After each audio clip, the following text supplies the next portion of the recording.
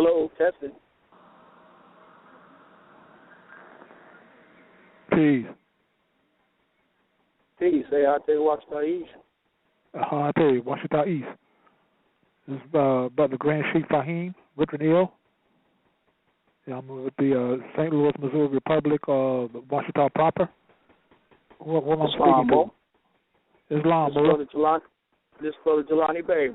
Brother Jelani Bey. All right. Yes, sir. Yes, sir. So what's going on here? Is Dr. Alim on? Or? I don't hear him yet. That's what I'm waiting on. Okay. Kind of waiting on my cue. I don't know. Yeah, wow. Okay, we're talking though. Yeah, this is true. Okay, what are you the what do you hold in the? I'm the Grand Sheik and also Chief of the Washington property here in the St. Louis, Missouri Republic. So what do you? Mm-hmm. Please, can you hear me? Well, I mean, it's Islam. Okay. That's you, Prince. Oh, here we go. Okay. Okay. Hey, I tell you Washington East. All right, we got some technical difficulties, but we're going to try to get in as much as possible here. Okay. National Grand Sheikh Jelani Bey, as well as also he's a paramount chief in we're building on tonight the different ministries, as well as also the intention of franchising, as well as also enterprising amongst the Moors, as well as also agriculture and holistic studies. So I guess we're going to get right to it. Also dealing on customary Moorish law. So Jelani Bey, you can go ahead on and get into it, or whichever area that you want to deal with first here. Islam. First of all, coming from our law perspective, first of all, I rise giving praise to Almighty God Allah, His Prophet Noble Drew Ali, the forerunner, Marcus Mosiah Garvey, all Grand Sheiks, Supreme Grand Sheiks, chiefs, princes, principal paramount chiefs, and all those that are active in the Moorish Divine and National Movement and the Al-Moroccan Empire. Today I wanted to go ahead and shed some light. I'm navigating as we speak, so please bear with me. I'm going to try to speak loud and clear enough so everybody can hear me. But what I want to touch on is Moorish customary law and government. Moorish customary law and government deals with the treatment of law from the perspective of a Moorish American. For too long, we have been fighting in these courtrooms with statutes, federal statutes, in some cases even some case law, which applies according to how we are properly put in place. But what I have found to be more effective and more consistent is the fact that, we talk about the U.S. Constitution, and more often we forget about our divine Constitution and bylaws. Mm-hmm. Now I'm just coming from a temple perspective today, more specifically Moorish Holy Temple of Science, Free and Sundry Moorish Science Temple of America, and I'll break that title down a little bit later on. But right now, just getting into the Moorish customary law. Moorish customary law is defined as the laws that pertain to Moorish Americans by way of the Quran, Circle 7, the Divine Constitution and bylaws, the additional laws, and the doctrine. What we fail to understand as Moorish Americans, those who are active, and I've recently read a paper that let me know that we really don't understand how a theocracy works and how a religious corporation works. Not even getting into the politics of, our Prophet Noble Drew Ali and who succeeded him and all of those things. First thing we have to do is operate as the entities that he set up. Now, in Moorish customary law, we are taught that the Grand Sheik and the chairman are empowered to make the law and enforce the law. This is per the Divine Constitution and Bylaw, Act 1.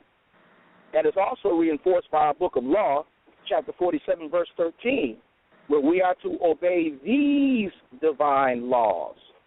See, so constantly we deal with the situation where Prophet Noble Drew Ali is telling us specifically that we have our own law. He even ordered us to worship under our own vine and fig tree. You see what I mean? So constantly he says in his doctrine, in the book of law, in the Quran, in the Constitution and bylaws, that we must have our own. He even said in the oral statements that he's going to leave them in place long enough to show us how to run government. So this means his intentions for us was to be a government, not with dual citizenship, because he backed that up in the 6th paragraph, last sentence of the divine warning from the prophet to the nation, where he said that the 14th and 15th Amendment are not necessary for the salvation of my people, citizens. All right, citizens meaning subjects. So, and that touches on the sovereignty thing, because we as Moorish Americans cannot be sovereign, because we are subjects, citizens of Allah, Father of the universe, and his prophet, Noble Drew Ali, pursuant to the very definition of a theocracy, which is a government whose laws are derived from their deity, and a earthly representative along with a priesthood or council, we Moorish Americans call a grand body, are in place to interpret those laws. It says nothing about incorporating or amalgamating, chapter 48, verse 6. It says we as a clean and pure nation, descendants of Africa, do not desire to amalgamate. Now, amalgamate doesn't mean crossbreed. Amalgamate means to mix or intertwine with other organizations or entities. It's not a genetic thing. It's an entity thing. So with these points being said or being pointed out per Moorish customary law, all right, we have scriptures and verses that gives us specific instructions.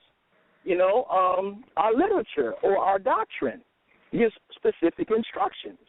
And most of the legislature on religious corporations, they tell you that if the doctrine of a religious corporation is in conflict with the laws of the state, that the doctrine takes precedence because of the First Amendment to the organic constitution, which states that Congress shall pass no law with respect to the establishment of religion or the practice thereof.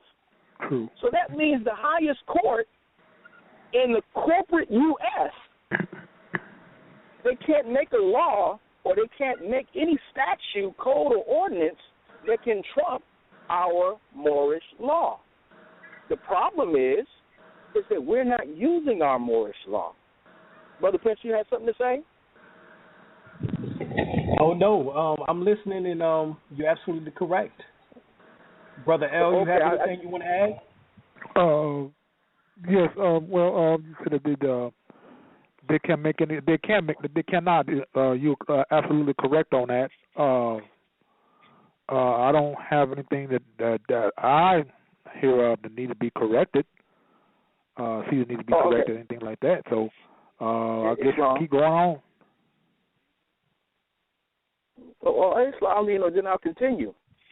Right. So yeah. now, let's deal with not what happened in 1929, not what happened with the change of command with the Supreme Grand Sheikh Emily Ill, or the branches that came out of that confusion of that time. I call it the soap operas of the Moorish Science Temple. All right. So now let's deal with.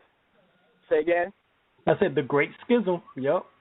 The Great Schism, exactly. So, so let us deal with what the Prophet put in place. And like I said, I'm navigating right now, and I just pulled up to the house, so, this is right off my dome. But in the historical message to America, Prophet's historic message to America, it states in the second paragraph that we established the Moorish Temple of Science in 1926 as a civic order under the laws of the state of Illinois. Let me stop there, because we still don't understand that U.S. and USA and America are different jurisdictions. All right? So now, you don't say U.S.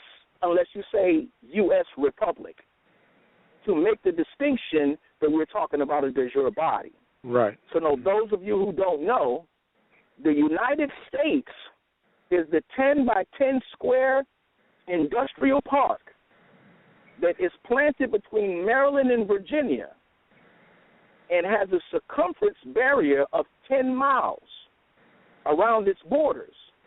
Beyond that, you are in America. So now, what makes you an American is that you adhere to a de jure constitution, a state constitution. For instance, you adhere, if you are an American, you adhere to the South Carolina State Constitution. If you are a 14th Amendment citizen, you adhere to the corporate public policy of the state of South Carolina, because the state of South Carolina is a subsidiary office of Washington, D.C. See, this is what you have to understand. They're not synonymous. So you can't say that we are citizens of the United States without clarifying. Because if you just say United States, that goes against the law of the prophet, who said that the 14th and 15th Amendment are not necessary for the salvation of his people or citizens. See? So that is a violation of Moorish customary law.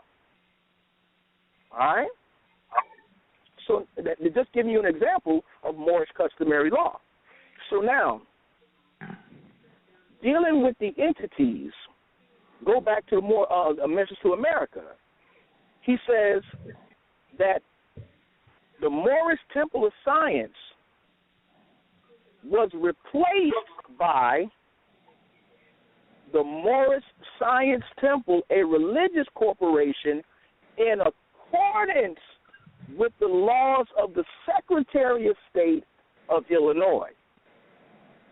Now, there's two different jurisdictions there. And for the record, Moorish Temple of Science and Moorish Holy Temple of Science of the World are two different jurisdictions. We'll get into that in a second. All right? So let's stop playing that, well, it was the Moorish Holy Temple was replaced. Let's stop that. That's just not what happened. All right? So now,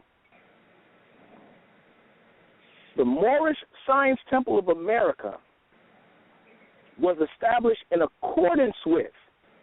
The word accordance means an example of, or using those laws, in this case, Smith-Hurd's Revised Statute, Chapter 805, 32 through 36, specifically, using that as a guideline for the establishment of a religious corporation. All right? Because a religious corporation is a not-for-profit corporation that has a certain amount of immunities. It is acknowledged by state and governments, on a subnational level. So now when you go to the definition of subnational level, it says that a subnational level is a political division within a division. In other words, that subnational entity is listen clearly now, is responsible for the organization of its own local government. Let me repeat that. It is responsible for the organization of its own local government, being a nation or nation state entirely, totally inside of another nation or nation state. Meaning it exists with total autonomy within another body politic. So now which body politic, so we can get the confusion out? The Moorish Science Temple of America is a subnational entity, and the umbrella of the Moorish Divine and National Movement, which encompasses the theocratic jurisdictions, your Old Canaanite Temple, your Moorish Holy Temple of Science, and your Moorish Divine and National Movement, because we have to understand this. The Moorish Science Temple of America, with all due respects, no stepping on any toes, is a corporation. It is a corporation that is religious in nature. So now, an example of South Carolina Code says that a religious corporation has more immunities than a for-profit or a not-for-profit corporation, largely because of the First Amendment. Okay? So now, which we already went over. So this means that the religious corporation is the highest type of corporation within the jurisdiction of the several states or the union states. So it also acts just like any other corporation. So because it acts that way, it too can have the various departments and entities that any city or any state has. And this is what we're trying to express to our fellow Moorish Americans, regardless of your grand body, because we're all Moorish Americans. You know, so what we're talking about here is we're talking about self-governance. This is what the Prophet gave us in the first place. If that wasn't true, we wouldn't have our own constitution.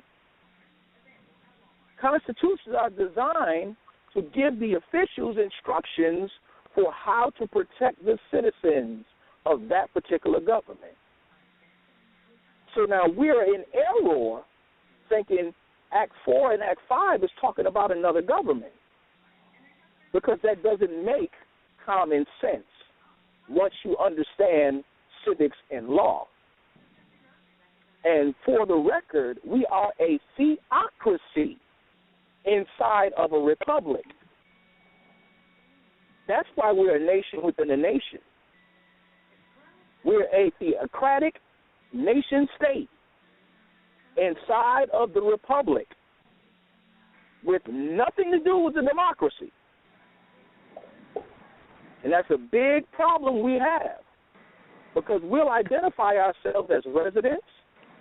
I heard one Grand Chief, and let me giving any names out, but he required his members to get voters' registration cards. Well, what happens with that is, when you get a voter's registration card, you just become a citizen of that municipality. Yes. See what I mean? So you're no longer a Moorish American. You are a 14th Amendment citizen. And to further give you an example of how we are really not understanding that brick wall in the sand, I'll give you an analogy with our brothers from the South, the Mexicans. When they first started coming up in the 30s and 40s, people were complaining because, you know, they were wreaking havoc, getting drunk, fighting and carrying on, and the police couldn't do anything. The reason why the police couldn't do anything is they were classified as undocumented aliens. They had no contract with them. Exactly. So now, guess how they got a contract? They got a contract by giving them driver's license. Mm-hmm. See? So now what does that say for the driver's license? It is a slave card. If you are not operating in commerce, because that's the sole reason for a driver's license. The sole reason for you registering your car to the motor vehicle department is you plan on using that car to make money. That's not Jelani Bey saying this. You know, this is the supreme law of the land. The supreme law of the land states that if you don't have it registered and you're not operating for commerce, that this is private property and it's called a household appliance. It is an instrument that assists you and your family in their everyday needs to get back and forth to work, because your work don't start till you clock in. Then you make money. Then you clock out. Then you're not making money anymore. So it's a tool to get you there, to temple meetings, to the grocery store, to the park, to the beach. It is an instrument to assist you in the everyday family living. This is what the law states. All right? So please forgive me. At any later time, I will give references, but I'm in the parking lot of Walmart right now. So I'm getting down off the head right now. But anyway, I say all of this because our prophet, Noble Drew Ali, fixed the ID problem. There should not be a Moorish American with a state ID or a driver's license, because the prophet gave us our nationality and identification card. And when the DMV upgraded their cards, because remember, in the 20s, nobody had a picture ID on their card. But when they upgraded theirs, somebody in the temple jurisdiction was supposed to have the ingenuity to find out how they did it and upgrade ours. And if you are Moorish American, that card identifies you as a citizen of a theocratic governmental society that has a religious corporation added to it. So the fact that we do not use our nationality card is a great error out of ignorance or conspiracy.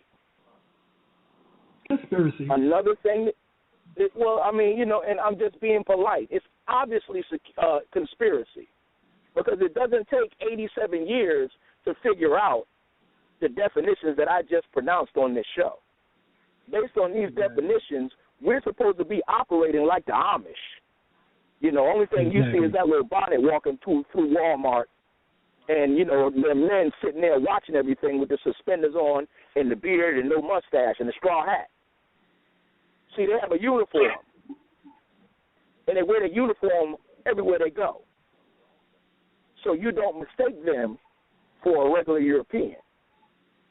But it takes an act of Congress and a shotgun to get a Moorish American to wear their fez every day. That's more Moorish attire.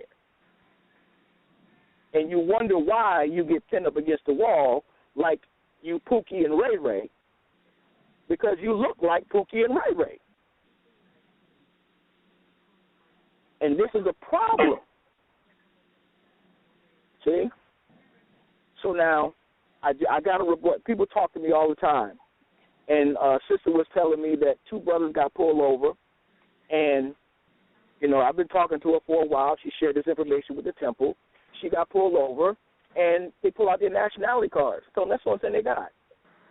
Well, that was a short conversation. They were let go. I was pulled over in Connecticut, and they said the place that Brother Prince issue out, I had those on there. The man looked at the place, the policeman. He came up to the side of the window. He says, those plates you have on, are they religious? I said, yes, sir, they are. He says, well, so that means that this van is not under the DMV, right? I said, no, sir, it isn't. He says, it's under your temple, right? What did the prophet say? Anything you buy it in my name or the Moorish Science Temple of America, Islam. All right? Islam. That cop that cop understood that the religious plates and the land transport, as we call it, was under the jurisdiction of the religious institution. The next question he asked me was, well, do you guys have some type of ID or paperwork? I said, yes, sir.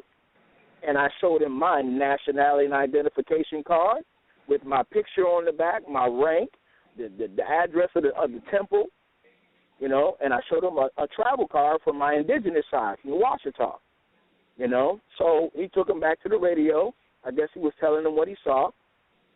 He came back. He says, I'm sorry to hold you up, Mr. Bey. The reason why I stopped you is you have a tail light out. You know, you need to get that fixed. It's a safety issue. This is the relationship that's supposed to happen every time a Moorish American gets stopped. But now let's talk about why it doesn't happen that way. There are several reasons. One is that we do not totally come from up out of her. We want to straddle the fence. So what happens is we have a person who goes to temple on Friday and Sunday. You know, he has his fez on. A lot of Grand Chiefs tell him to take their fez off when they leave out the temple. And how in the world somebody else going to know they're Moorish American, I do not know. But that's another subject. And when they have altercations, they have driver's license in their pockets. They have state IDs in their pockets. Now, remember the example I gave about the Mexicans. They had no jurisdiction. They had to get a contract. All law is contract. So, respectfully, it has nothing to do with the sovereign citizens movement. It's all dealing with religious and constitutional law. Because the Prophet brought us back to the institutional fold of government by way of religion. Because in religion, the way the Prophet set it up, he put our nationality and divine creed inside the religion. So that to challenge you being a Moorish American, you challenge the doctrine of that religious institution. And that is a supreme violation. They can only be heard in an Article 3 court. State courts have no jurisdiction. One more thing before I get to the economics in the various departments is the Prophet said in paragraph 5, sentence 2, you must proclaim the free national descent name of your forefathers, for by honoring your mothers and fathers, your days may be long in the land. Stop. So now, people interpret this as the ill in the Bey. All right? And before I get into that further, I'll give the example of the Honorable Past Sultan Yusuf Rami Bey, peace and blessings be upon him. In his backyard, he told me the story when he worked in the school system in Queens as a security officer. And on his desk, he had Joseph Archer Bey. He was the one that checked people in to come to visit the school. A Turkish man came up to the desk and happened to notice the name because he had his fez on. So when he looked down at the name, he said, excuse me, sir. He said, is this your name? He said, well, you know, everybody who knows Rami, he talk like this. He says, yes, sir, I'm Yusuf Rami Bey. You know, I'm a Moorish American. And he says, well, how can a Moor, how can you be both Christian and Moor at the same time?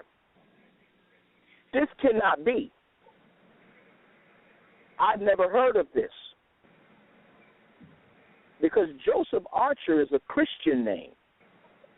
Bey is Moorish.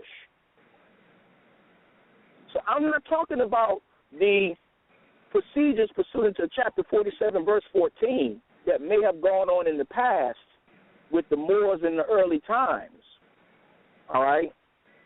I'm talking about how the world views some of the things we've done that are questionable against our own doctrine. So once that Turkish brother talked to Yusuf Rami Bey the way he did, he converted Joseph to Yusuf, Archer to Rami, and kept his title of nobility. And this is how he came up with Yusuf Rami Bey. His name now matched his nationality. We are the only people in the world that hold on to names that allude to slavery. Another instance, a sister had a Korean sister as a friend. And she candidly asked her one day, she said, you know, when I came to this country, it amazed me that your people still carry the names that they had in slavery. You know, and y'all been out of slavery so long. Mm-hmm. I'm giving you examples of how foreigners look at you. And we're supposed to be taking on the affairs of men, not just here in the States, but the world.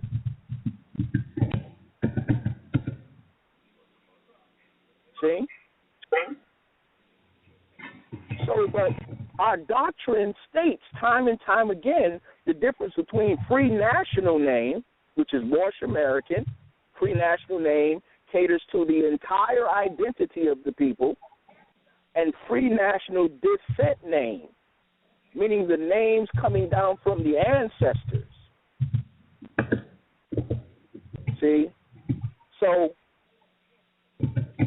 as long as we keep playing those games, we'll have difficulties in court. See, because those who don't know, there is no law in the state courts. Right. There is no law in the state courts. Well, there is a law, but it's not the law that we keep going in there with. They can't treat constitutional law, but they do treat trust law or probate, contract law. That's the only thing going down in that courtroom. Who controls the trust, and what contracts do you have? So here you sit up here, Leonard Johnson Bey. Well, they're going to ignore the Leonard. They're going to ignore the Bey and look for Leonard Johnson. Lo and behold, they find a Leonard Johnson in the DMV system, and I don't care if you have a 15-foot tall turban on or a 25-foot long fez on. They see that picture in the system, and it looks like you. You can doggone impropriate percent or all you want to. You are in jurisdiction. That's evidence of a contract. So your Moorish argument, your constitutional argument, your national argument just went out the window. Just went out the window. I was kidnapped one time, and this fool had the nerve to ask me, says, you know, if you had a state ID, we'd let you go right now. I'm like, this dude think he's stupid. I was like, well, I'm sorry, sir. I don't possess that type of. I have no contracts with the state or the United States Corporation. I can't help you. You know, these are the IDs of my religious theocratic governmental society and my Aboriginal indigenous society as United Washita. You know, so both recognized worldwide. They had to commit fraud and perjury. We're not going into an open case. They had to commit fraud and perjury to even get me next door to the courtroom. And they even went so far as extradited me back up to back up to Connecticut, so that 25 minutes I was walking out the front door, trying to find my way back to South Carolina. See? So when you proclaim your free national descent name of your forefathers, it puts that Christian name in the back burner. You're not throwing it away. Grand Sheikh Law-Alim was correct. Don't throw away your slave name. But doggone it, don't wear it like a dang old ornament either. Because although you did not create that estate trust, because your footprint and your mother's signature authorized the construction of it, you are the grantor. So you have superior control over it, if you know how. So when they call that straw man name, I'm going to use that term, and you start off with that, well, I stand here impropriate for senator juris, not by voluntary, but by special appearance, and, pursuant to this and pursuant to that, and da-da-da-da, and I want your delegation of authority order, and da-da-da-da-da-da-da-da. Well, you said everything but the right thing. So in his eyes, you're the trustee. And the trustee has no other responsibility but to perform for the trust. This is why a lot of times you get contempt charges, because you didn't say the magical words. So I'm not going to get into that science, right now.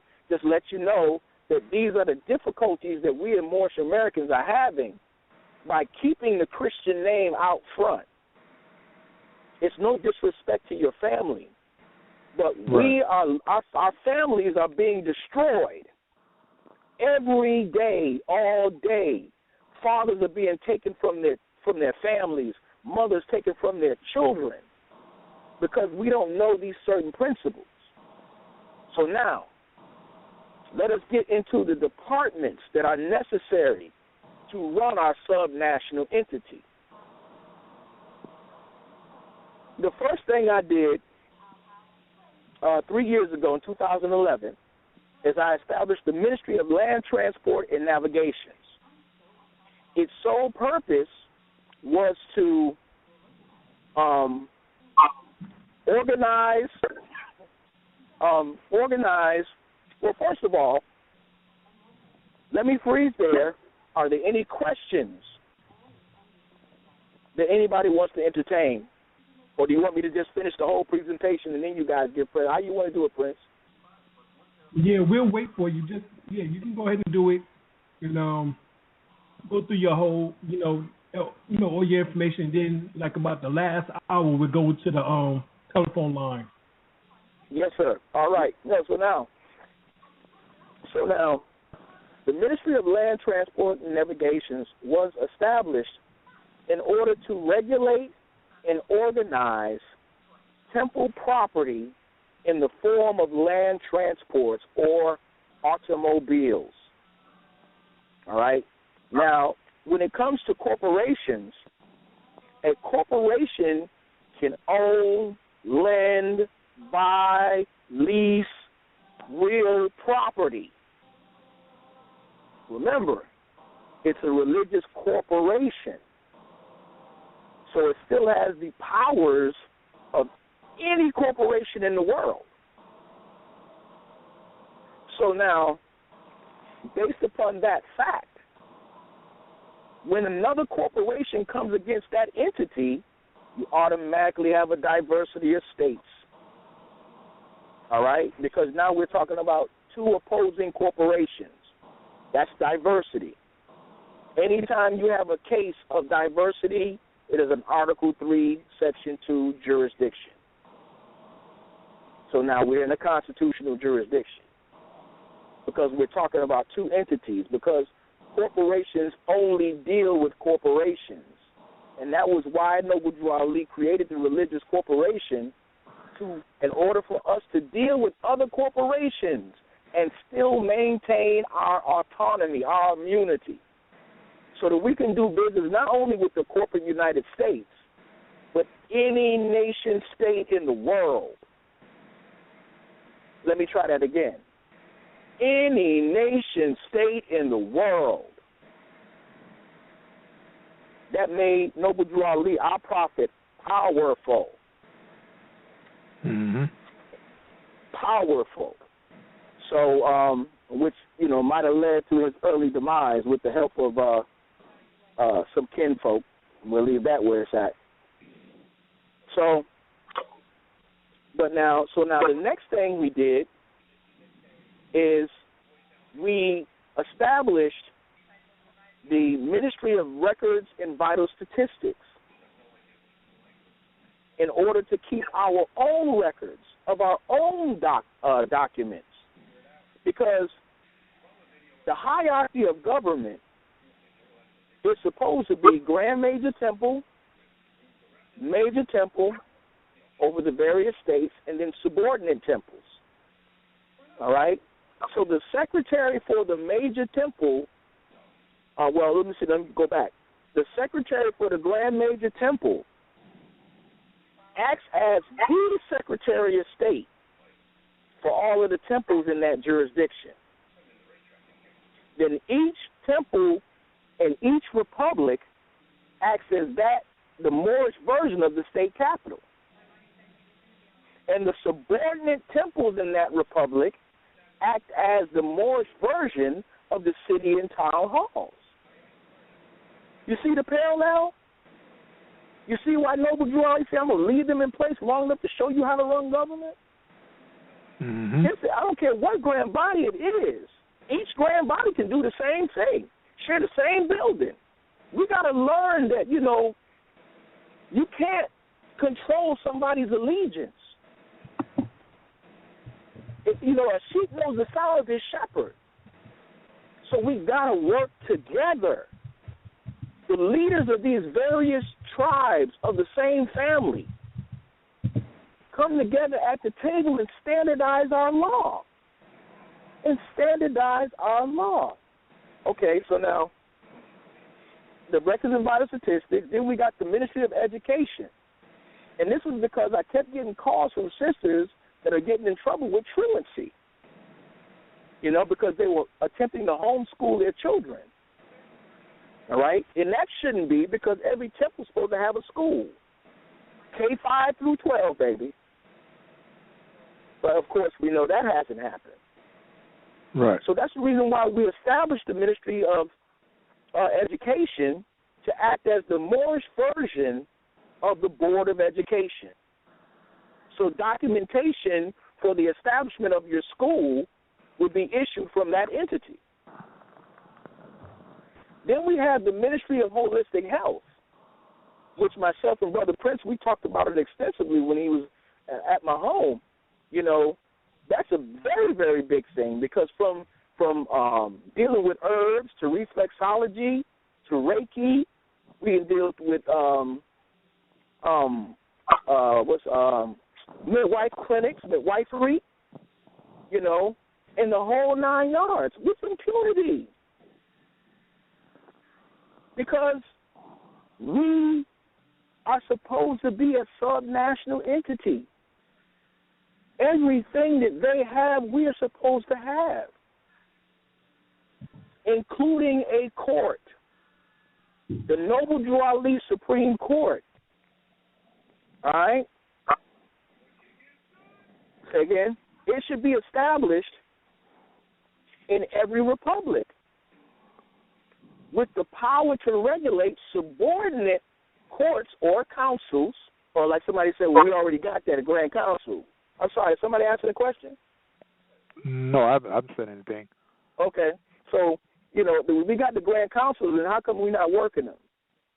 So because the Indian tribes or the tribunal, when they have a Native American or an Indian involved in their body politic, one of the things on the board is, do you want us to transfer him to your court? Exactly. This is what we're supposed to be doing. When they see a Moorish American in there and they see that Moorish American has no contracts with their body politic, they're immediately supposed to call that local grand chief who gets in contact with the chairman to tell them, the chief mufti or the sharif, to tell some mufti to go pick that brother up and bring him over here to the temple and deal with him. That's the type of relationship we're supposed to have with them. We also have the Free and Sundry Moorish Consulate because we have a consulate because as consuls, you represent members of your body politic, both in our domestic courts and in foreign courts. In other words, you have somebody trained to go to their court, explain that's a foreign national they have in custody, and extract that person from that custody in lawful means with Moorish customary law. And remember, chapter 47, verse 14, placed for a reason. For us to make our own laws and customs. So in conjunction with Act 1, the Grand Sheik and the chairman, the assistant Grand Sheik, and the Grand Body with the assistance of the Prophet have laws on the table, voted on, passed into law. And whatever legislature that is passed by Moorish Americans only addresses Moorish Americans. Period. We are not supposed to be worried about anyone else's law or jurisdiction at all. Because the Mormons, we all know polygamy is against the law in the United States. But we know the Mormons have several wives. Why? How? Because the doctrine of their religion dictates that. Just to give an example, I know those people who watch Amish Mafia. You see exactly how that works. The head religious leader passes down instructions to the enforcer, and he go do his thing. And there was an episode where the policeman said, "Hey, listen, you know I can't take you in. You know I can't, really force you to do anything. But could you do me a favor and just take a ride with me right quick?" And he got in the car. He says, "Yeah, been hearing rumors about your people in town. Kind of roughing up the citizens. I hope that's not an issue, man. I would hope that something like that gets curbed or calmed down. I would appreciate it." And took him back to his car and dropped off. I mean, there's people was in there busting up people's stores about their women and burning cars and carrying on. Not saying that that's where we should go. I'm saying that there's a clear distinction between the religious law of the Amish and the corporate public policy of the township or the city that they're dealing with. Okay? So the economic part of what I am proposing is the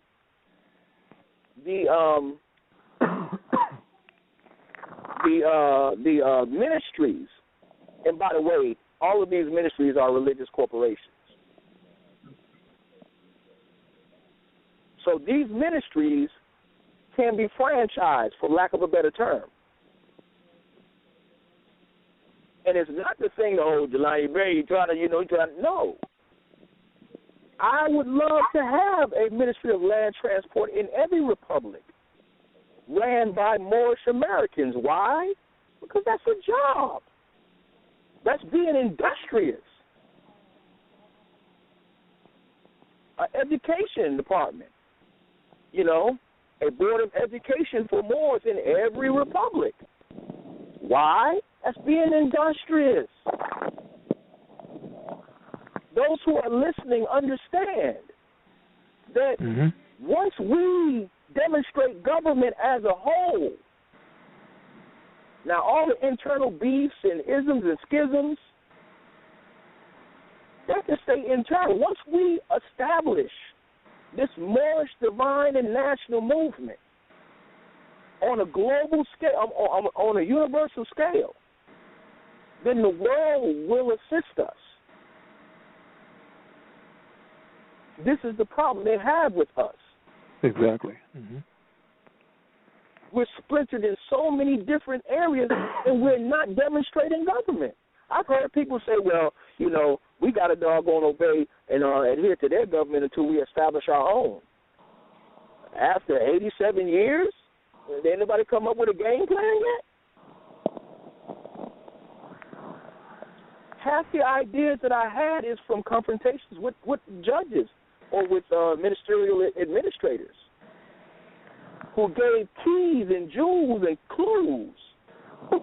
One told me, they don't need to point nobody, but one told me that, well, this brief is very good, but I just got one question. You know, you say you're an official of your own government. Well, where's your government's law? Every government has its own law.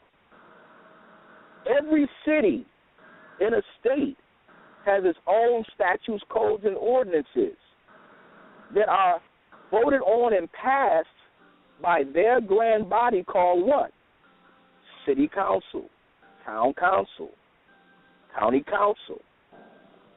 They make and enforce the laws for that body politic. So how come the temples aren't doing the same thing? And that's not a condemnation. That is a wake-up call. And Brother Prince and other brothers and sisters who have been listening out there know that I've put on the table for years. Let's sit down and organize these things, regardless of what your body politic is. You know, we can specialize paperwork if that's what you want to. But we have to establish these things in order to be properly respected. This is how we address the Negro problem. Because the Negro problem can only be solved through the Moorish Divine and National Movement. And that is what the prophet said, but this is what I'm interpreting that he meant. With the establishment of Moorish government across the board, we now give the Negro something to look at. Like, wow. Give another example. At our temple in Connecticut, our grand body had just finished having a meeting. So we were downstairs in front of the temple just politicking. Well, some police officer decided he wanted to be Starsky and Hutch. So at top speed, he rolls up in the parking lot and screeches and all this stuff here. Well, we look up and we go back to our conversation like he's not even there. He walks up to us, well, not to us, but by us. He says, good evening, gentlemen. And then he looks into the laundromat like he's checking or something, but nobody responded to him. Well, he couldn't get his jollies off, so he walked down the street and started harassing a Negro about his ID, what he doing standing there, what he doing out here inside by these, what's the names? And the brother says, man, what's wrong with you, man? Why you bothering me? I'm waiting on a ride. I just finished coming from my girl's house. How come you not messing with them up there? I saw you over there, man. You ain't said nothing to them. Why you messing with me? That brother was at the temple the next day trying to find out, well, look, how come y'all didn't get no problems? And he came over there and messed with me instead. We said, brother, your status, brother. Your status. Mm-hmm. Now, here's my last point, and while I'm trying to, please tell me if I forgot a point that I was supposed to deal with today. But Mike Brown, Trayvon Martin, and all the other, and the brother in Staten Island. Right, yeah, you know, listen, y'all, you know, and I say this with sincere respect for those who have passed on, past veil. But it's another level of the Negro problem. Those brothers and sisters lost their lives because they were not considered in law human beings. They were considered cattle and property of the state. Therefore, it is the equivalent. This is with all due respect because those lives were precious. But we have to understand why and how these officers did this and got away with it. It is the equivalent to having your dog in the backyard and one day he get to foaming at the mouth and snap at you, nick your skin, and you go in the house and get your pistol and you put him to sleep. Next door neighbor's a dog lover. She goes ecstatic. She goes and calls the police. Police come. You tell them what happened. They go back to her and say, ma'am, I'm sorry. We couldn't do anything about that. You know, that's his property. It's his dog. That is exactly what's going on, ladies and gentlemen, if you're listening. Exactly. This is why you never see any of those cases go beyond state court. State court is slave courts. There's corporate public policy pursuant to the Christian Black codes and the Negro Acts of the various states. That's the truth. So Moorish Americans telling you about your nationality and birthright and your divine creed are not trying to recruit you. We're trying to bring you back into the family of nations. Because everyone on the planet has a nationality. But you call yourself African American. What a joke. You from two continents at one time? Really? Africans don't call themselves African. Then you call yourself black. Very, very seldom do you find somebody's hue so dark that you can call it black. But everybody, the prophet said, light olive and dark olive, copper tone. And as we know, a brand new penny is light brown. An old penny is almost black, but you can still see the brown. And the darkest person, when they get hit in the light, when the light hits them, you see a reddish-brown hue to their skin. Am I right or wrong? Right. So you calling yourself an adjective, black, once again, disqualifies you from being part of the human race. This is why in the news reports you notice a 17-year-old black male, an 18-year-old black male. See? They put black in there because they do that on purpose. 18-year-old property, 17-year-old property. And that is the issue. So now when it gets popping off and somebody gets tired, it will be an onslaught. And even though it might be global outrage, in law, they'll be limited in what they can really do. Let me give you an example. The difference between how they treated Katrina and the difference how they treated Haiti. Katrina situation, one day they were all Louisianans. A phone call was made, they were refugees. Their pseudo-14th Amendment status had been snatched, and they were vagabonds on the land.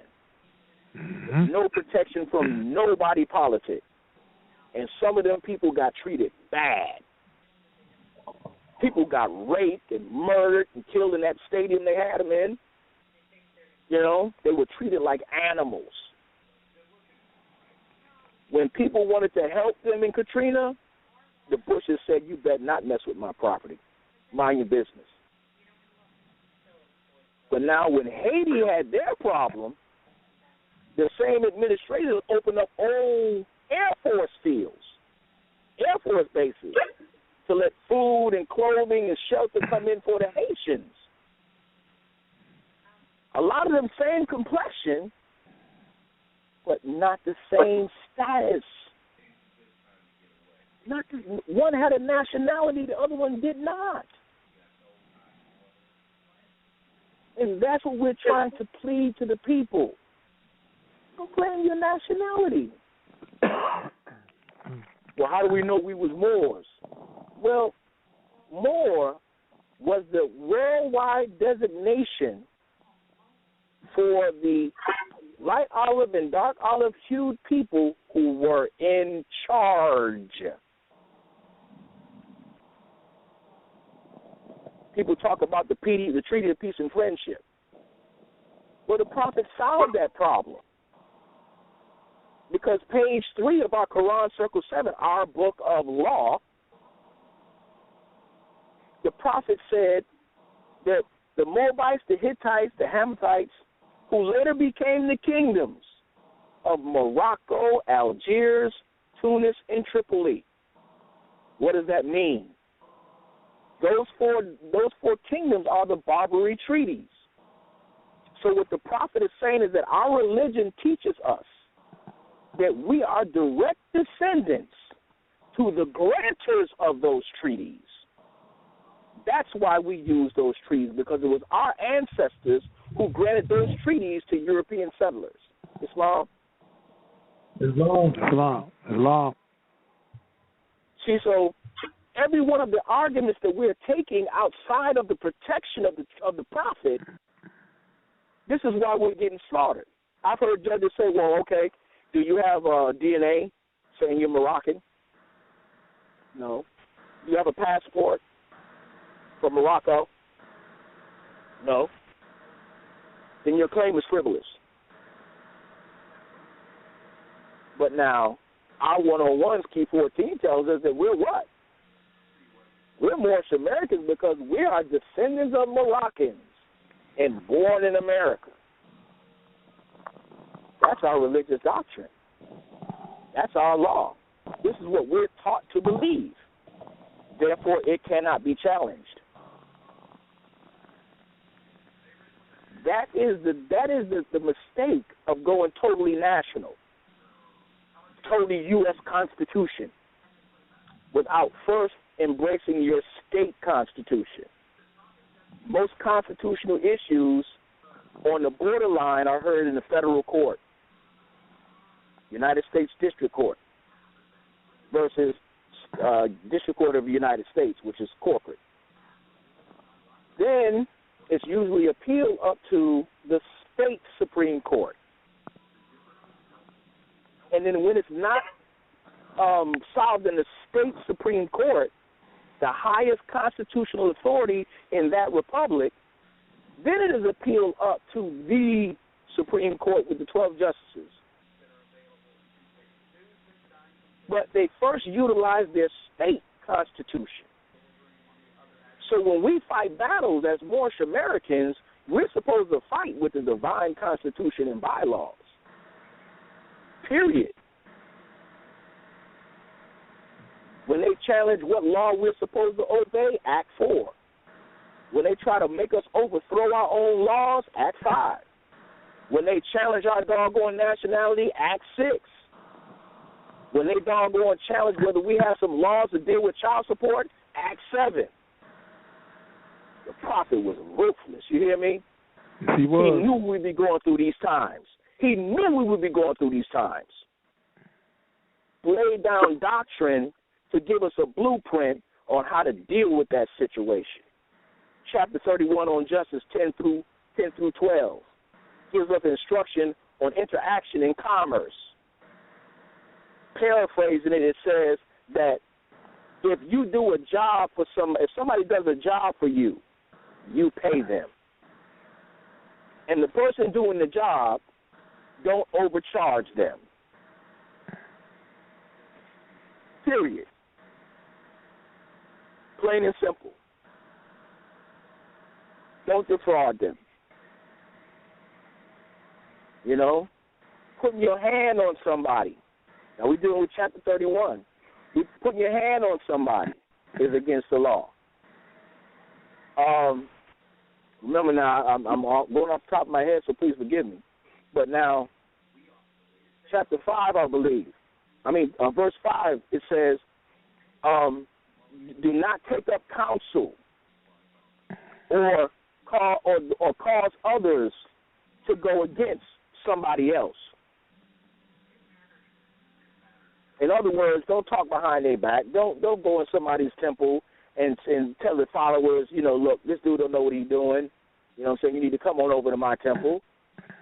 You've just broken chapter 31, verse 1 through 5 or 6. You've broken law because you conspired to make somebody else's people betray them. This is how we administer law. Moorish customary law. Chapter, verse. That is the violation. Or sentence paragraph. That is the violation. So now what we need from all grand sheiks, governors, grand governors, supreme grand sheiks, is a venue where they can sit down and standardize this Moorish customary law we're talking about, so we can successfully protect our citizens, so we can fulfill the prophet's prophecy that we would not be molested by other citizens. So now what we have done is we have head started this by preparing certain documents, not to doggone usurp anything, but to present to the people. One time I presented, we called it Supreme Resolution. I attempted to present it at a particular venue, and I handed it in, and instead of that being circulated to all of the heads of state that was in that room, they switched it up with the rudder and the sexton. A document generated by the Great Seal that has been around since the late 80s, 1989, and has not been utilized properly. So that's another problem we have. Espionage among each other. See? Wow. But see, that's what the new Moor is here for. And when I say new Moor, I'm not talking age. I'm talking awareness. I'm talking level of education, level of ability to comprehend. And they will fulfill the law. Because hopefully after this presentation, people will want to contact me and we reason together about the standardization of our own law so we can protect our people, especially in this time. Because you cannot have a peacekeeping force unless you have some type of engine or agency or entity to protect it. Every religious government on the planet has their own peacekeeping force, has a division of their body politic or their theocracy or their ecclesiocracy that has a military branch. We Moorish Americans are playing games. The prophet said there's enough work for everyone to do. We need buildings. Oh, yeah, here we go. This squatting mess. Squatting in mansions and saying you're Moorish Americans. Well, there's going to come a time, brothers and sisters, with your folly, that you're going to make the papers or the news, and you're going to be visited by some black fezzes and some turbans. And if you can't recite your 101s If you can't recite your divine constitution and bylaws, if you can't tell me nothing about the Quran Circle 7, when we get finished with you, if there's anything left, we're going to throw you to your master. Because you are not a Moorish American. And you will be tested. That day is right around the corner. Because every Moorish American has requirements. Your first requirement is master your 101. Your constitution and bylaws. Get yourself familiar with your Quran Circle 7. Your additional laws. And then get down with the doctrine. Those are requirements in order to demonstrate your doctrine, in order to stand on your law, your religion, which is law, order, and governmental principles, and not dogma like a lot of people think. The United States Corporation is an ecclesiastical religious corporation run by the Vatican. Truth. Exactly. Truth. Exactly, yes, true. So when you contract with the United States Corporation, you're saying you're a Christian. What did our prophet say in chapter 48, verse 7? That the church and Christianity are not, we must return the church and Christianity back to the European. That's not a racist statement. What that's saying is, historically, the only people who have ever been known as Christians are Europeans. And that religion was created for their earthly salvation. This is what we are taught as Moorish Americans. And even going back to verse 6, it talks about, or marry into the pale-skinned nations of Europe. Why did he say pale-skinned nations of Europe and didn't just say Europeans? That's because we have to look at the definition of free white person. And it gives you a definition of free white person of the various European tribes, North African tribes, Iberian or Italian tribes, all right, Laps, Finns, Guignards, etc., etc., and it says it does not include the Aryan race, the Indo-European race, or the what? Caucasian. The Caucasian race. Those are the pale-skinned nations of Europe. Mm-hmm. So, once again, you can't call our prophet a racist. He was being specific. Yes, he was. See? He was being specific. So, on top of that, we must also develop, and I'm saying for lack of a better term, because we use what we call certificates of sole return. They're the Moorish American version of a birth certificate. Because before 1933, all births, deaths, and marriages were recorded where? In the Bible. Thank you very much. So where is our family Quran Circle 7? Where is our family Quran Circle 7? You don't see them. To make those same recordings.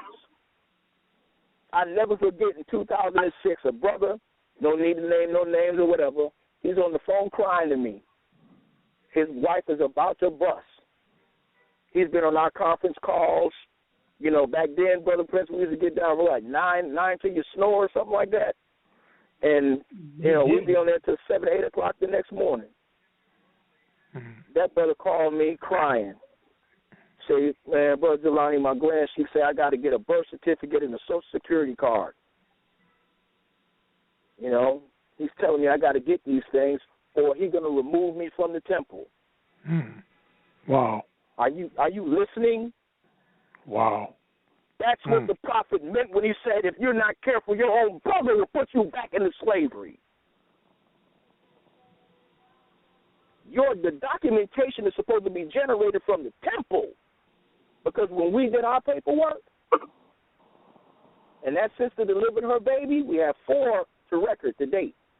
When that sister delivered her baby in that hospital, we presented our documentation, and the nurse filled out the measurements for the baby on our document, and the doctor signed our document, and myself and the assistant grand sheik signed it and sealed it. And they were able to take that document anywhere and do what they needed to do for that baby. Islam. Islam. The same thing with our obligation certificates.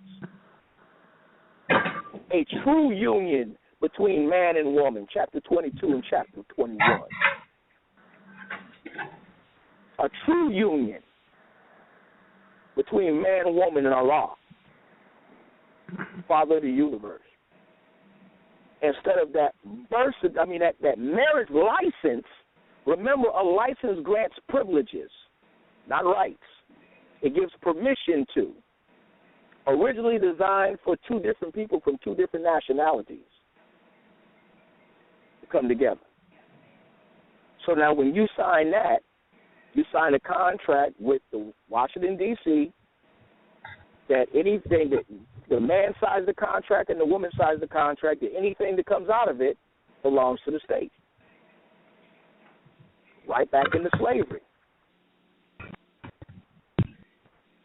Social Security number is a trust generated entirely by the corporate United States and the IRS, a private corporation in Puerto Rico.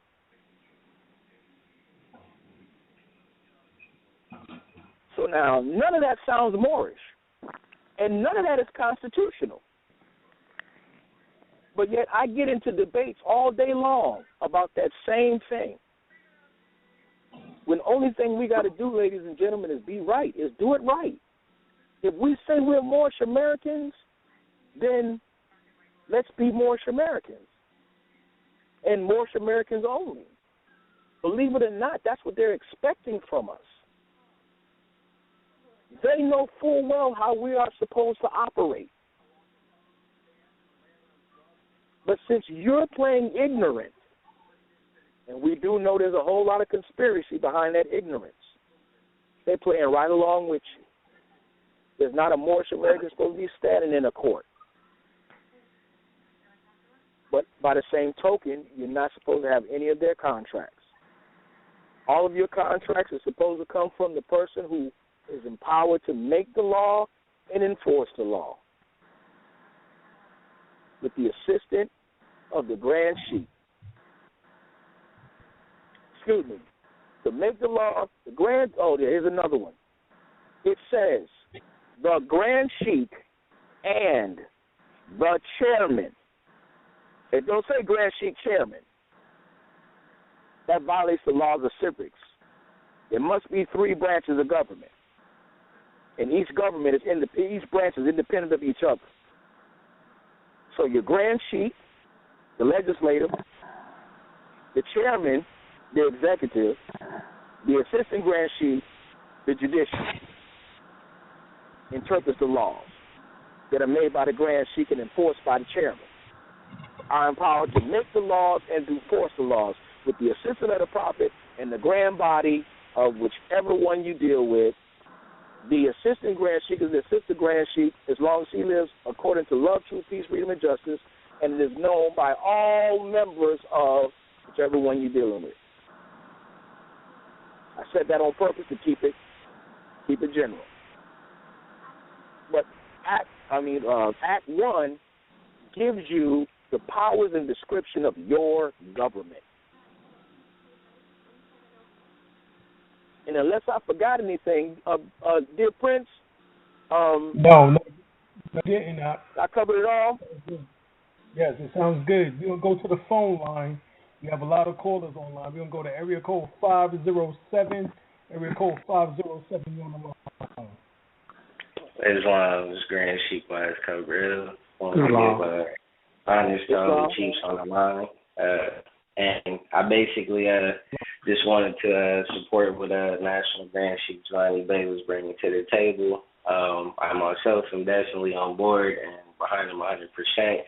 And we are looking for a few good Moabites and a few good Moabitesses to be in the Mufti peacekeeping force. So definitely get in contact with Chief Jelani, and, he'll direct you to me and give you my information. And one question I had, Chief Jelani, you pretty much covered everything. That was a dynamic presentation. I wanted to ask you, you were speaking about the difference between the Moorish Holy Temple and the Moorish Holy Temple of Science, and I just wanted you to kind of expound on that. But other than that, everything else was beautiful, and I don't have any other questions. Well, first of all, gratitude, brother. I try my best, and I want to extend to people that I've been accused of many things, self-appoint myself, and all this stuff here. And while we have actual witnesses on the phone, as far as the title of National Grand Sheikh, as you know, when I came on the call, I introduced myself as Brother Jelani Bey. I'm not too cool with titles, but there are people on this phone that witness that I was voted into that position. So I had to get that clear. Those people who know about me being voted in, please say something. Indeed. Islam, beloved. Islam. Indeed. Okay, so now, the difference between the Moorish Holy Temple of Science, first conceived May 1st, 1916. All right, Moorish Holy Temple of Science of the world. All of the charters said Moorish Holy Temple of Science of the world.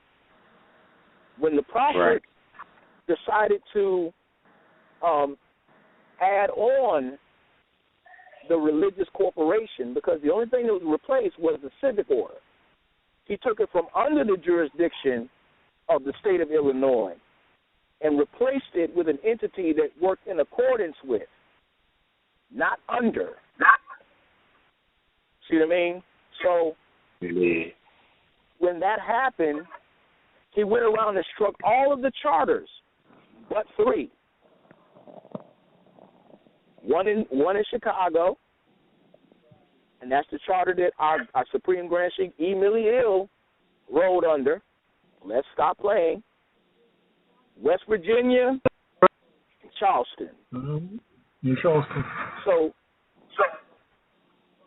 the fact that those charters were not struck means that the Moorish Holy Temple of Science of the world did not die, nor was replaced. And this is the reason why. A corporation is not a nation. Exactly. A corporation does the business for the nation. Yep. So the Moorish Science Temple of America is designed to do the business for the Moorish Divine and National Movement, which includes the Old Canaanite Temple and the Moorish Holy Temple of Science of the world. Right. That's government. Just like the country of Manchuria, its corporate representation is the People's Republic of China. Mm-hmm. The people's nationality is Manchurian. Mm-hmm. Yes. See? So this is what we don't understand. That they're symbiote circles of each other. There is no conflict.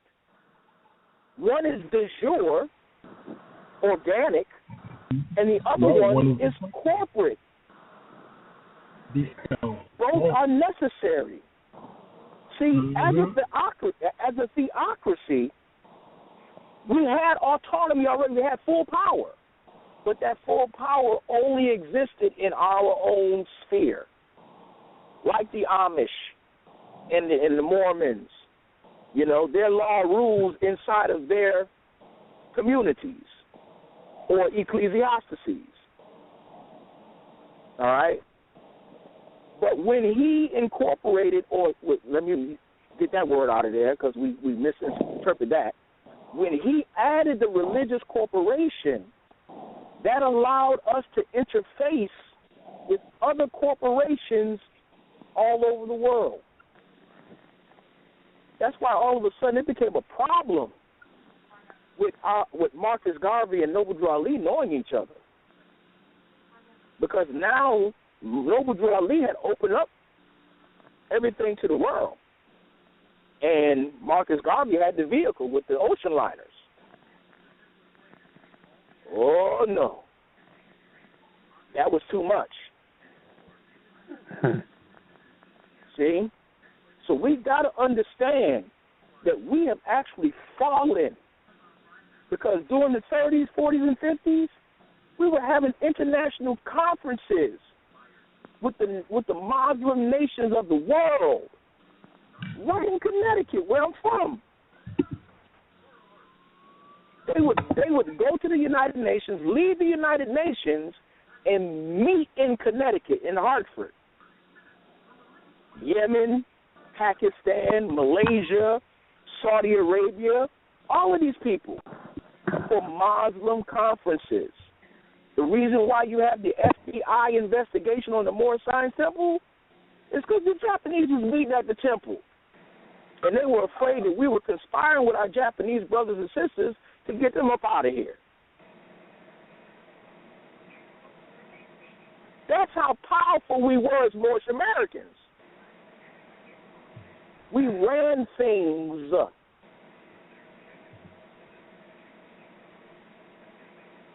In Hartford, Connecticut, there were 900 businesses in the northern part of Hartford and all down Albany Avenue.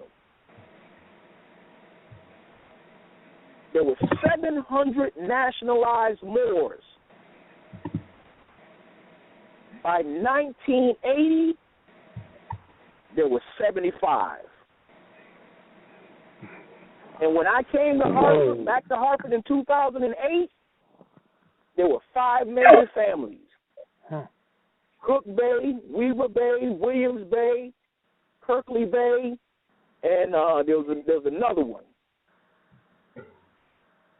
I talked to one of the sisters of Williams Bey, who owned a beauty salon, and the only thing she could tell me about being a Moor was that her grandmother and great-grandmother were Moors, and her grandfathers were Moors. Other than that, she couldn't tell me why her name was Bey. The representative, the chairman for the House of Representatives, Maria Lopez Kirkley Bey, said that she didn't know anything about the Moors. The only thing she knows is that her husband's name was Kirkley Bey. Is that ignorance or conspiracy? I'll let your mind deal with that. But, I hope I answered your question, Brother Wise Cobra, about the Moorish holy. Yeah, because that has to be understood, that we're not in war or in opposition to any entity of the Moorish Divine and National Movement, because they are all houses of Ali. Indeed. One prophet, one movement, right, Mom? Islam. All right. Any other questions? No, sir. Gratitude. Okay, good, brother. Thank you very much. Gratitude to you. You got play more.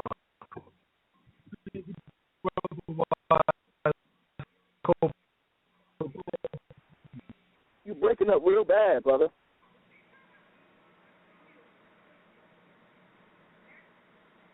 Islam? Anybody have Islam? I'm still here. Can you hear me? 347? Yes, sir. Yes. Yeah. That's very deep what you said about the 5 Moors you talked to, and one of they couldn't tell you why their name was Bey. Somebody stop teaching. They couldn't tell why their name was. Well, did she know what Bey meant? No, she couldn't tell me. Whoa, Brother, man! The main reason why, all right, we opened up the temple number 9 in Connecticut, was because a few years prior to that, when I was dealing with the Great Seal demonstration as well, I visited the temple. All right? I won't say any temple names, anything like that, but what happened is out of 50 chairs in the room, I was sitting on my side, and there were two little girls on the other side. Mm-hmm. That was it. Wow. And I asked, well, where is everybody? Well, I was escorted over to the billboard where it had a whole bunch of obituaries on it. And I would never disrespect the mother.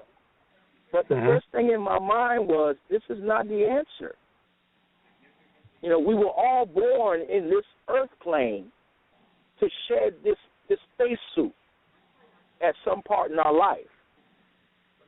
We all know that string is supposed to be cut. We're not enemies of death. But the fact that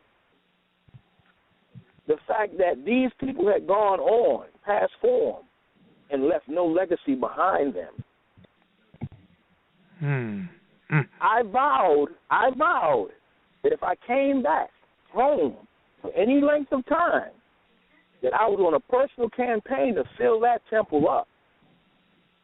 Well, I brought 4 and 5 carloads there on Friday, 4 and 5 on Sunday. Nobody was home. Repeatedly. I finally got in contact with somebody. They said that they were going to meet me. 2 hours passed. I got a call saying that their nephew had came by. They're going to deal with him. Then they're going to come see me at the temple. Another 2.5 hours passed, and I finally got a phone call saying that the pin screw in their glasses, in their brand new glasses, fell out. So that was a sign to them that they're not going to meet with me. Exactly. That's too much plan. So I sat there for 4.5 hours. And now we're talking about a temple that I grew up in this neighborhood. I'm 50 years old.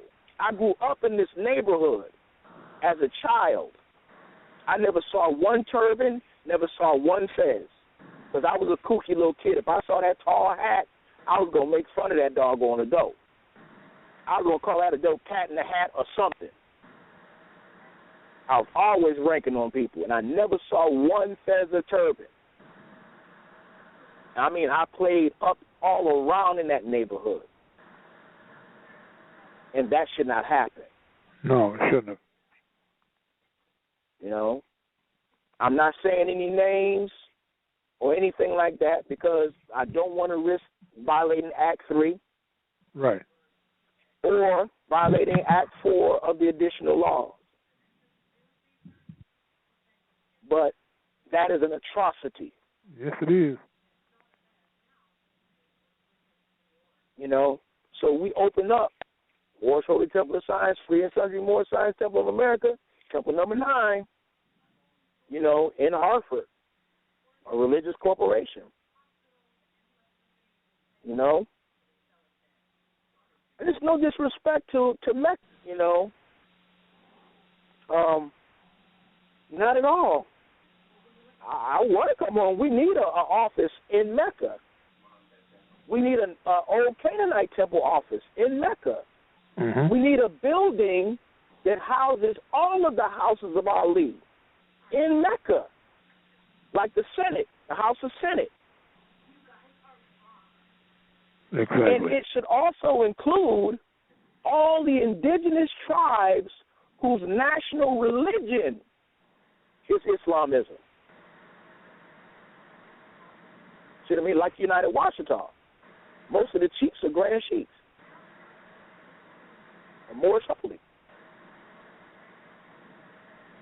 Because every nation on the earth has a national religion. That's Why? Because the source of that nation's law comes from that nation's God. Mm-hmm. Everybody know me. My favorite thing is keep it simple, stupid. Mm-hmm.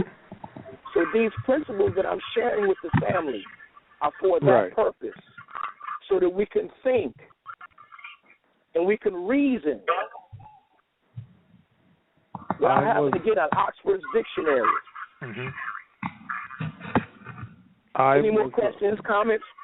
I was thinking, talking about nationality earlier, and I was thinking after World War II, and John Henry Clark, peace be upon him, made a statement about Asiatic people. The Japanese, well, they didn't protest. They didn't do anything. They just went to work. Well, my thing about that is well, they didn't have to protest. They had a country. They have a language. They have a history. They have a nationality. They have a constitution. Why would they protest? So they did what they had to do. They went to work and build their nation back up. As versus the people here, the Asiatic people here, well, they still, 90% of the people still running around, but telling everybody their property of another people. They have no knowledge of themselves. They have no. They have a history, but they don't know it. They have a they supposed to. They don't have. I mean, they don't never proclaim their nationality. They don't have a language. They don't know their history. They don't know their history. They have, but they don't know it. They don't know any of these things that the Japanese know of themselves. This is why that is. That's what that's a comment I want to make on John Henry Clark's statement. So Islam? Yes. I mean, no, you're absolutely correct. I mean, the thing about it is that, even when they were put in the camps,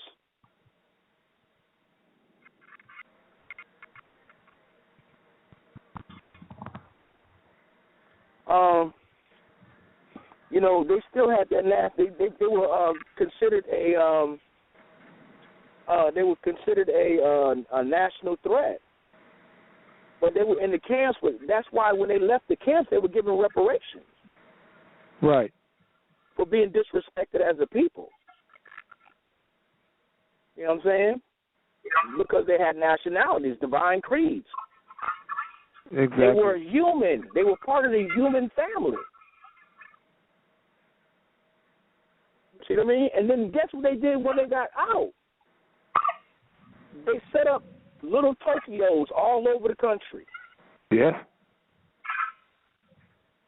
Just like when they finished torturing the Manchurians that were here, building the railroads. Right. There's a Chinatown in every doggone state in this country. Every city. That's right. Islam. That's right. Now, let us not trip. Rosewood was a Moorish township. Tulsa, Oklahoma, Moorish township. Durham, Raleigh, Moorish townships. Oakland, Moorish townships.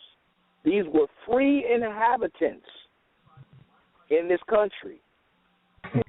Negroes weren't owning oil fields in real estate like them people in Tulsa was. Rosewood was rich as well. See? Durham, Raleigh was an industrial power. Mm-hmm. So they systematically destroyed the Moor towns in this country. Yes, they did. Big time. But see, now we know this. Fool me once, shame on you. Fool me twice, shame on me. Mm-hmm. We have to go back to depending on each other again. We have no choice.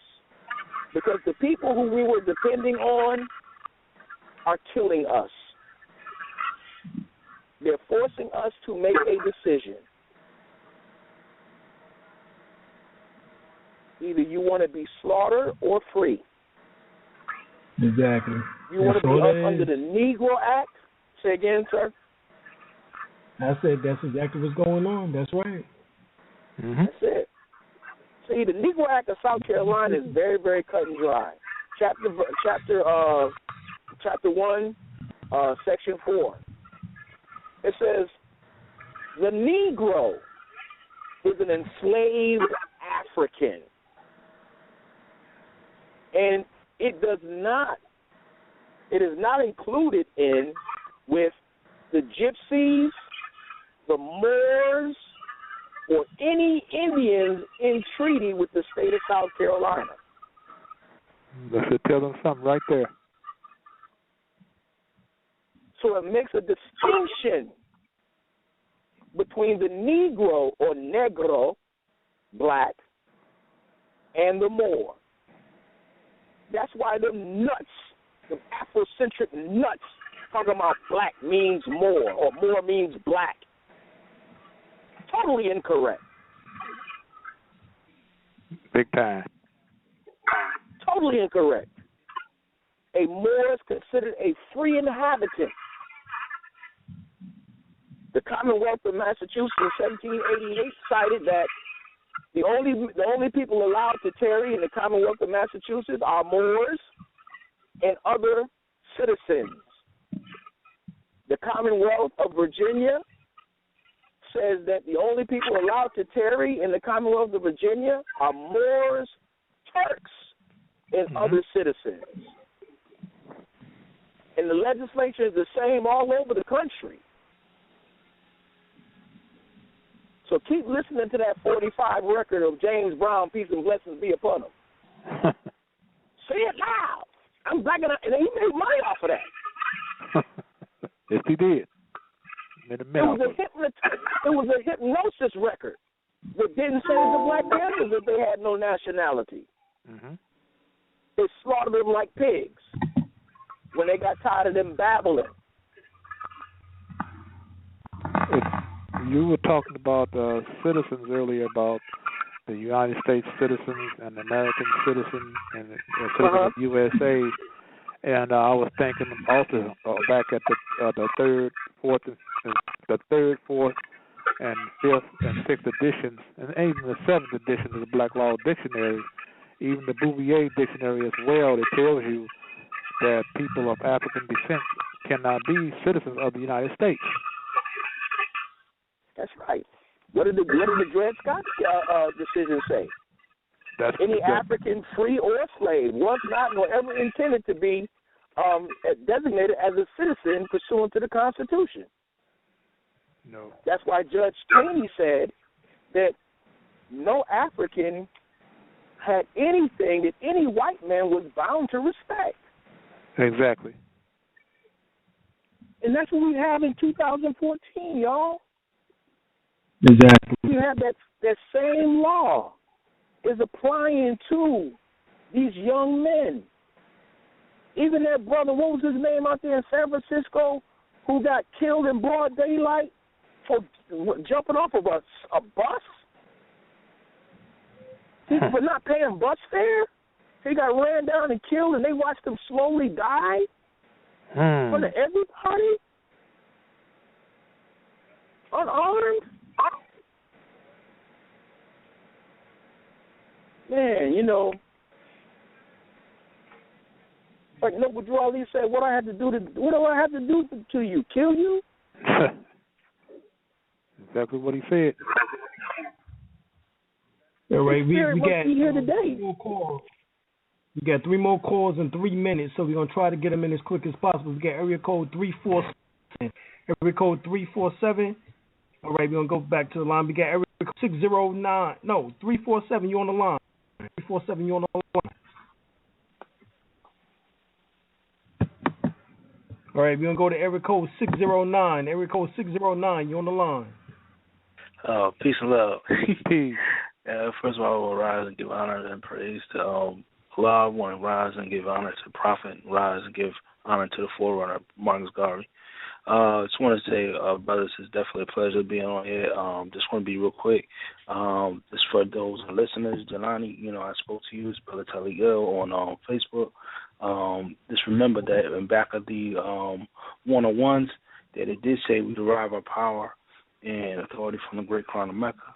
That and also on the nationality card, it does say that under the laws of the Holy Quran of Mecca, that I do make you a Muslim. So what I was trying to say to you before is that also abides the law as an attachment, not an attachment, but also, part of our Moorish laws is to abide by the laws of that are in the Quran that help formulate our society, in a sense, because we are part of the greater Islamic community. So remember, one of the greatest lawmakers was Prophet Muhammad, peace be upon him. Even this nation recognized him in the Quran as one of the greatest law books ever, written or compiled. So remember, as Moorish Americans, is that when Prophet Noble Ali, he established the Moorish Science Temple of America as the Islamic State in the West when they were trying to destroy in the East. You know what I'm saying? So we are that Islamic State, in matter of fact, the first Islamic State over here in the West. So it's very important. And also when we talk about the three branches of government that's inside the Moorish Science of America, just real quick, you got the Supreme Grand Council, which is your judiciary. You have your executive, which is the grand body, and then executive is actually two. The grand body serves as executive and legislative, because anytime there's a rule or anything that needs to be discussed or an idea that comes up, the grand body comes together to discuss it. It brings forth, Supreme Grand Council looks at it, judges it, makes sure it's in compiled with what the Prophet had brought, and it lines up in what our acts and our laws. And then, as far as our executive, the grand body, if it rules, it gets appointed. There's no voting. If it's appointed and it's approved, then it's the grand body that makes it or goes back to their respectful areas and temples and make sure it gets executed at the temples or at that level where the temples is at. So that's pretty much the law, or not law, but the governmental structure of the Moorish Science Temple. We don't vote in a sense. It's always appointment and appointed, because anything divine, there's no voting, there's appointments. I'm saying because voting can always the majority, the minority, and all that, that can always cause a conflict. But something that's appointed, there's a divine intent and there's a divine thread that's involved in appointing someone to their rightful position. So I just wanted to share that. Definitely enjoyed the call, and definitely look forward to more discussions on the matter of the